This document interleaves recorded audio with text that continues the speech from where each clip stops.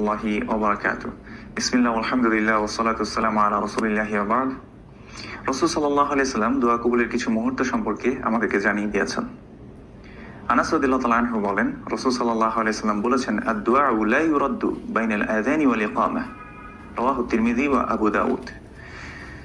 রাসূল সাল্লাল্লাহু আলাইহি সাল্লাম আমাদেরকে বলেছেন যে দোয়াকে ফিরিয়ে দেওয়া হয় না আযান এবং ইকামতের মধ্যবর্তী সময়টুকুতে, অর্থাৎ যখন আযান হচ্ছে এরপর মসজিদে যখন ইকামত হবে এর মাঝখানে যে সময়টুকু রয়েছে এই সময় আমরা যে কোনো দোয়াই করি না কেন আল্লাহ সুবহানাহু ওয়া তাআলার পক্ষ থেকে তা ফিরিয়ে দেওয়া হয় না, অর্থাৎ আল্লাহ সুবহানাহু ওয়া তাআলা তা কবুল করেন বলেছেন রাসূল সাল্লাল্লাহু আলাইহি ওয়াসাল্লাম।